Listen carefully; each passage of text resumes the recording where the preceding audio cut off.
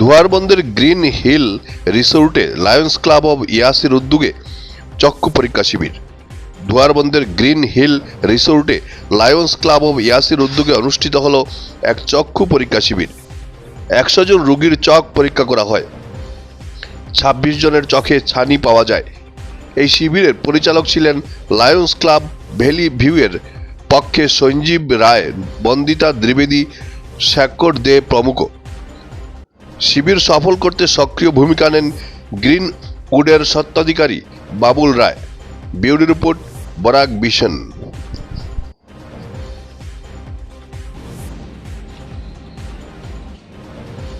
আজকে Lions club of Silchar valley view এবং Lions চক্ষু হাসপাতালের যৌথ উদ্যোগে ফয়জলেঙ্গা ব্লকের বর্বন অঞ্চলের গ্রিনউড রিসোর্টে আজকে এখানে একটা ছানি শনাক্তকরণ এবং চক্ষু পরীক্ষা শিবিরের আয়োজন করা হয়েছিল।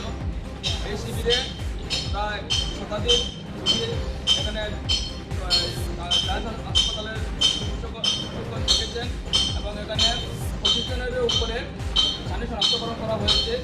আমরা লায়ন্স ক্লাবের পক্ষ থেকে আমাদের মেইন মিশন হচ্ছে যে আমরা অন্ধত্ব সমাজ থেকে অন্ধত্ব নিবারণ করব এবং তারই সুবাদে আজকে এখানে যে 25 জন ছানি শনাক্তকরণ করা হয়েছে ওনাদেরকে সম্পূর্ণ বিনা খরচায় লায়ন্স চক্ষু হাসপাতাল শিলচরে নিয়ে ওনাদেরকে অস্ত্রোপচার করানো হবে এবং ওনাদেরকে কালকে আবার ওনাদের ঘরে পাঠিয়ে দেওয়া হবে। আজকে এখানে যে পরীক্ষা করা হয়েছে সেখানে অনেক যাদেরকে অস্ত্রোপচারের প্রয়োজন হয়নি ওনাদেরকে প্রয়োজনীয় ঔষধ এবং তৎসঙ্গে বিনামূল্যে চশমা প্রদান করা হয়েছে। ধোয়ারবন্দের গ্রিন রিসোর্টে Lions club of Silchar valley view এবং লায়ন্স হাই হসপিটালের যৌথ উদ্যোগে এবং Lions club of Silchar central এবং ইয়াসি কেন্দ্রীয় কমিটি তথা ধলাই অ্যাসেম্বলি কমিটির সহযোগিতায় আমরা ছানি শনাক্তকরণ তথা চক্ষু পরীক্ষা শিবির আয়োজন করেছি।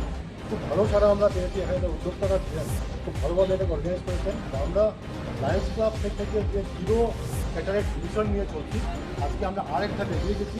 আজকে ধোয়ারবন্দে অন্তত 26 জন ক্যাটারেক্ট পেশেন্ট আমরা ছানি শনাক্তকরণ করতে পেরেছি। আজকে ওদেরকে আমরা লায়ন্স হসপিটালে নিয়ে যাবো এবং বিনামূল্যে অস্ত্রোপচারের পর আগামী পরশু ওদেরকে আবার বাড়িতে আবার ফিরে দেবো। অনেক রুগীকে চশমা ফ্রি দেওয়া হয়েছে, অনেক ঔষধ ফ্রি দেওয়া হয়েছে।